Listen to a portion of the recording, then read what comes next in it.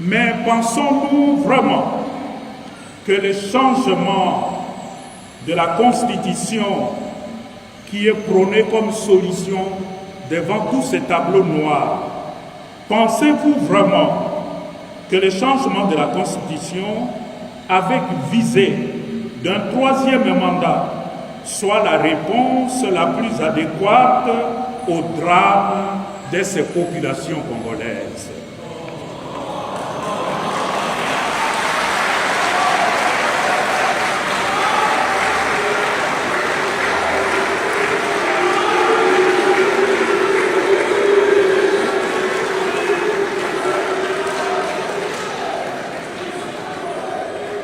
Face à la gravité de la situation actuelle, comme le déclare le message de la SENCO, nous ne voyons ni la nécessité, ni l'urgence, ni l'opportunité du changement de la Constitution. La priorité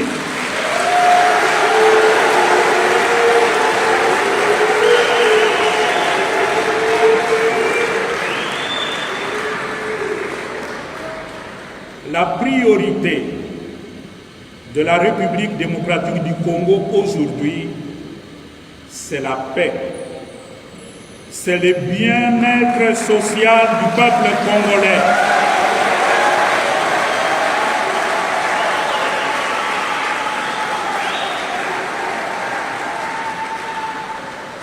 C'est l'unité de notre pays et la cohésion sociale, le vivre ensemble en paix.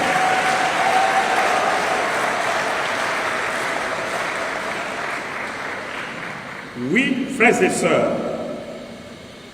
la priorité pour notre pays, c'est que les Congolais et Congolaises soient aujourd'hui debout, heureux, unis dans la paix. 66 ans après, il revient dès lors à la génération actuelle de dresser à nouveau le front courbé pendant cette misère noire, afin de prendre un nouvel élan pour la paix, pour l'unité, le développement et la cohésion sociale.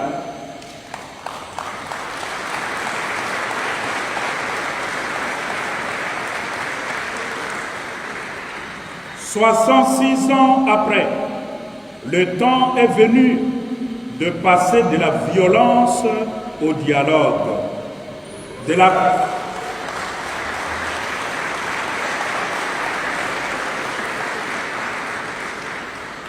la corruption à l'intégrité, du tribalisme à la vraie fraternité,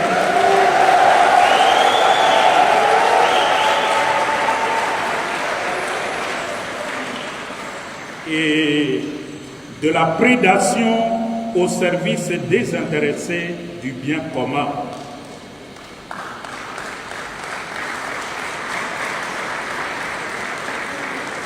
Nous croyons que la solution commence par la conversion des cœurs. Le malheur de notre pays, c'est le cœur du peuple congolais. Nous avons un mauvais cœur. Tournons-nous vers le Seigneur et demandons-lui à changer nos cœurs, qu'il enlève de nos cœurs ces cœurs de pierre insensibles à la misère d'autrui et qu'il mette à la place un cœur de chair.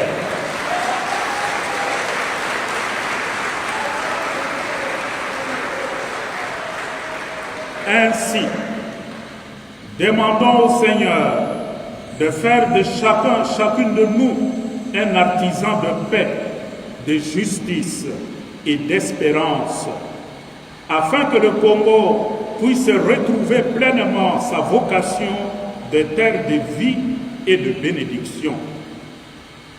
Puisse le Seigneur, qui nous a donné ce beau et grand pays, nous accorder le don de la paix, de l'unité et du vivre ensemble harmonieux. Voilà pourquoi la conférence épiscopale du Congo continue à travailler et s'engagera toujours pour créer les conditions d'un dialogue global, inclusif entre le peuple congolais.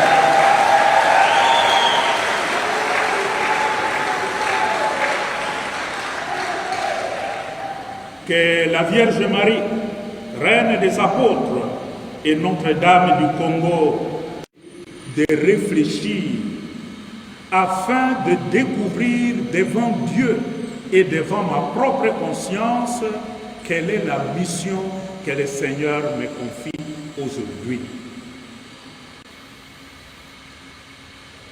Dans l'évangile de Saint Matthieu,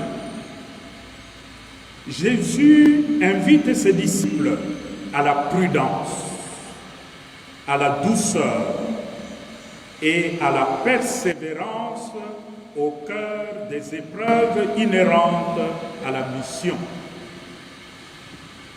Chacune de nous a reçu une mission. Chacune de nous a été envoyé. Dieu t'envoie, mais Jésus ne trompe pas ses disciples. Il ne cache pas les difficultés de la mission. Il prévient ses disciples en disant: voici que moi, Jésus, je vous envoie comme des brebis au milieu de loups. Soyez donc prudents comme les serpents et candides comme les colombes. Mais celui ou celle qui aura persévéré jusqu'à la fin, celui-là sera sauvé. Matthieu 10, 16 et 22.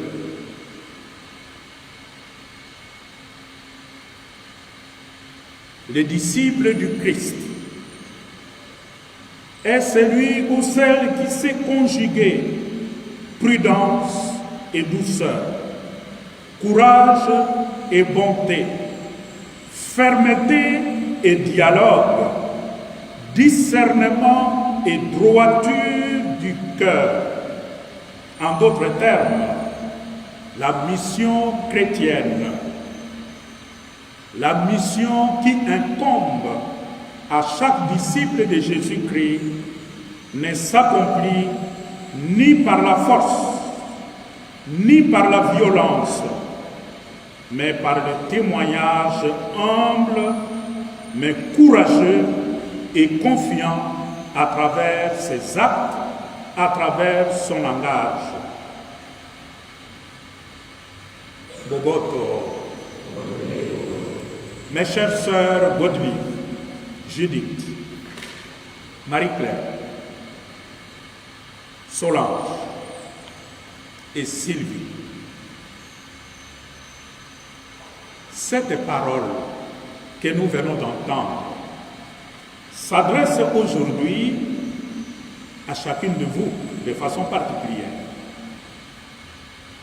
Vous êtes envoyés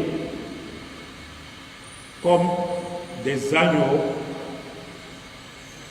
dans un monde marqué par les divisions, les injustices, le mensonge et l'indifférence.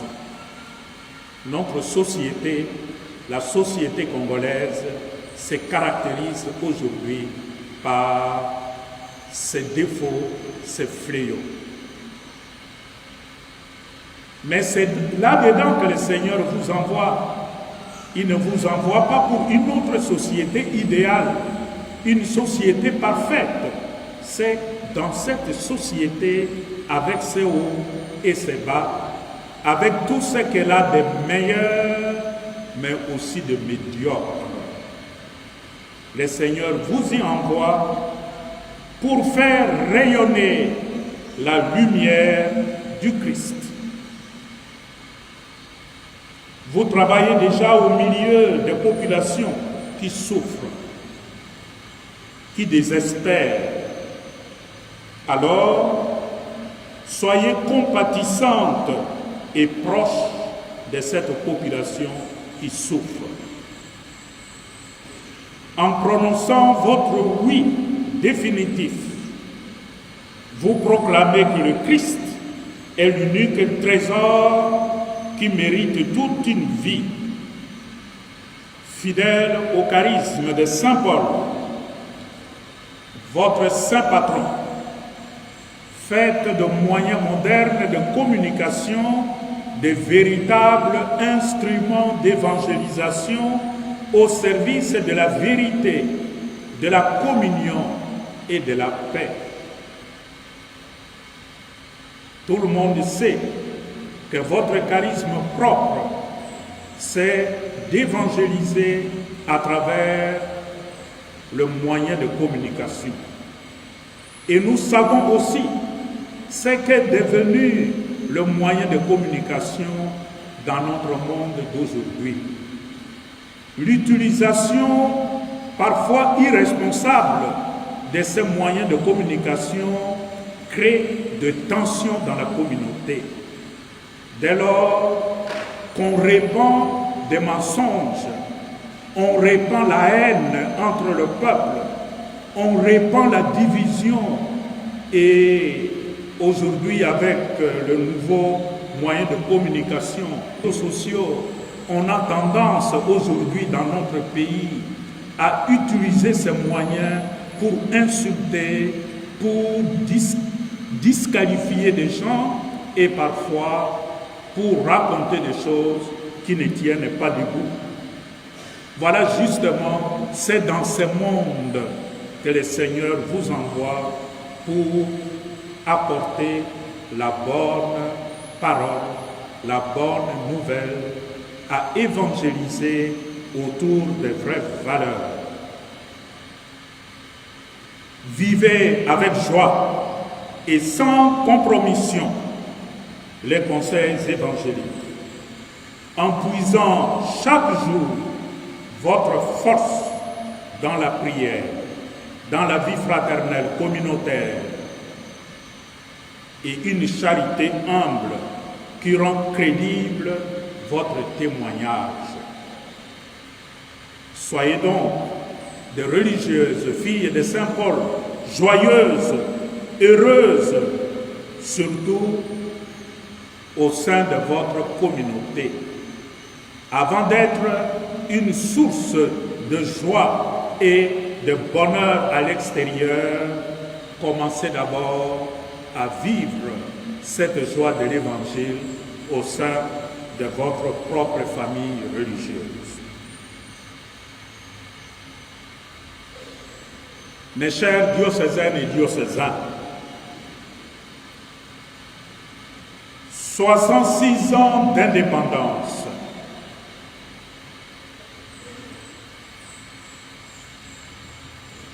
Et en regardant la réalité que nous vivons aujourd'hui, nous ne devons pas esquiver une sérieuse remise en question qui s'impose.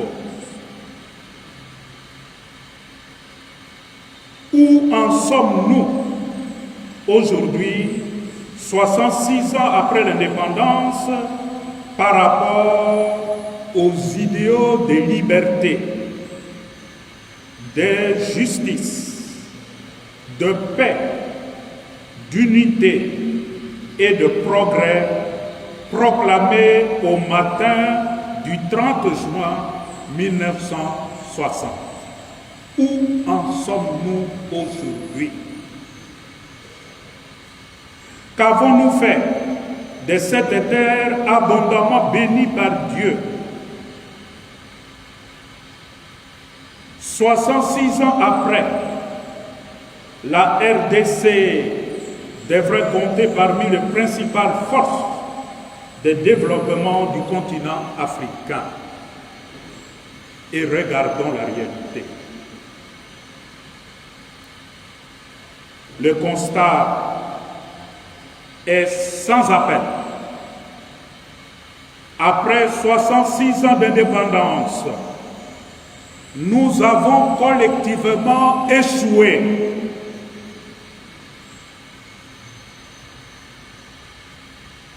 Et reconnaître cet échec est un signe d'honnêteté intellectuelle et spirituelle.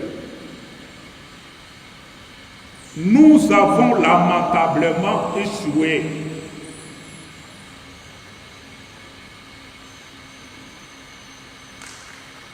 Comme les évêques nous l'ont rappelé dans leur message, qui vous sera lu encore aujourd'hui, notre nation est aujourd'hui en péril. Les conflits armés, avec plus d'une centaine de groupes armés, on parle de plus de 160 groupes armés dans notre pays. La présence de forces étrangères sur notre territoire. La misère indescriptible de notre population. Manque de nourriture, manque d'eau, manque d'électricité, manque d'accès aux soins médicaux de qualité, difficultés de circulation dans la ville de Kinshasa, etc.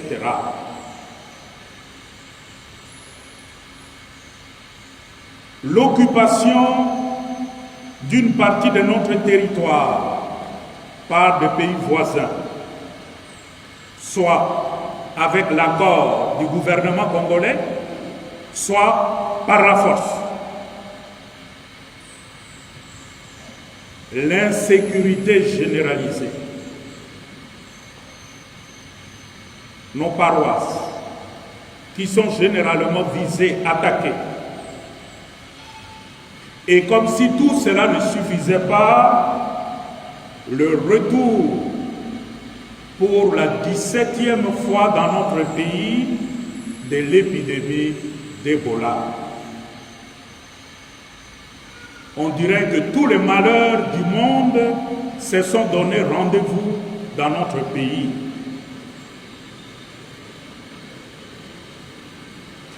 Mais pensons-nous vraiment que le changement de la Constitution qui est prôné comme solution devant tous ces tableaux noirs, pensez-vous vraiment que le changement de la Constitution avec visée d'un 3e mandat soit la réponse la plus adéquate au drame de ces populations congolaises?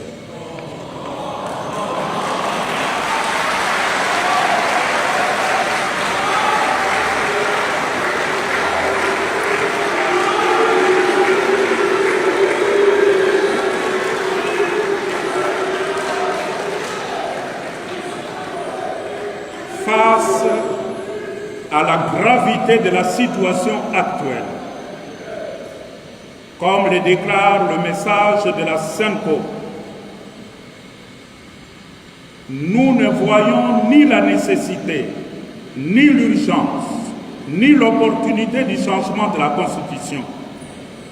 La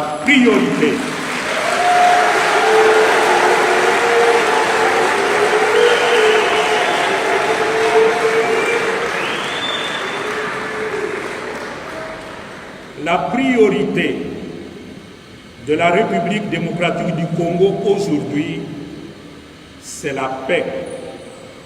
C'est le bien-être social du peuple congolais.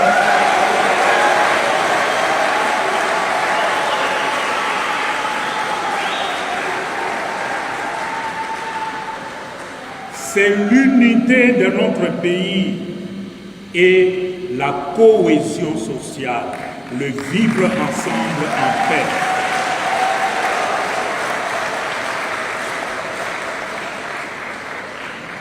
Oui, frères et sœurs, la priorité pour notre pays, c'est que les Congolais et Congolaises soient aujourd'hui debout, heureux, unis dans la paix.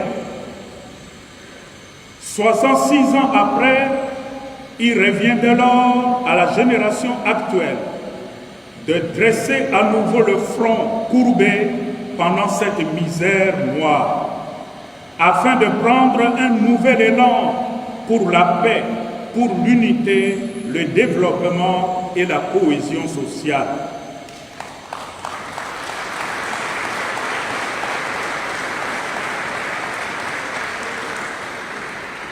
« 66 ans après, le temps est venu de passer de la violence au dialogue, de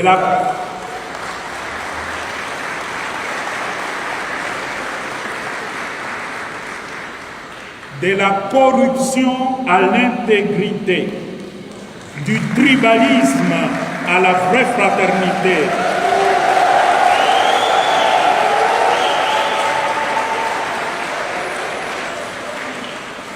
et de la prédation au service désintéressé du bien commun.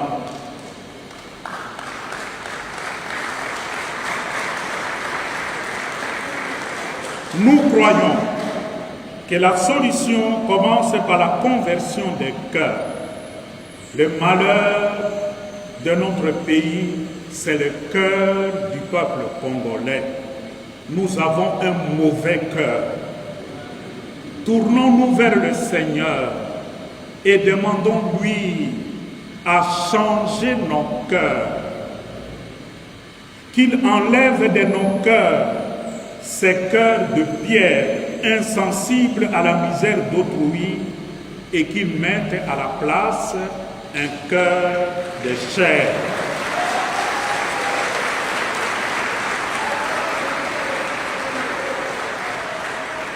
Ainsi, demandons au Seigneur de faire de chacune de nous un artisan de paix, de justice et d'espérance, afin que le Congo puisse retrouver pleinement sa vocation de terre de vie et de bénédiction. Puisse le Seigneur, qui nous a donné ce beau et grand pays, nous accorder le don de la paix, de l'unité et du vivre ensemble harmonieux.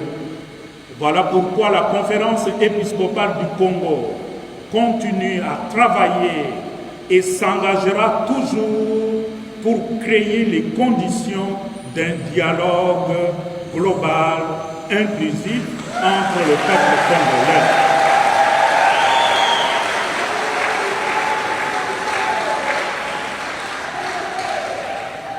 Que la Vierge Marie, Reine des apôtres et Notre-Dame du Congo accompagne nos religieuses, protège notre archidiocèse et obtienne à notre pays, la République démocratique du Congo, le don précieux de la paix, de l'unité et de la fraternité. Amen.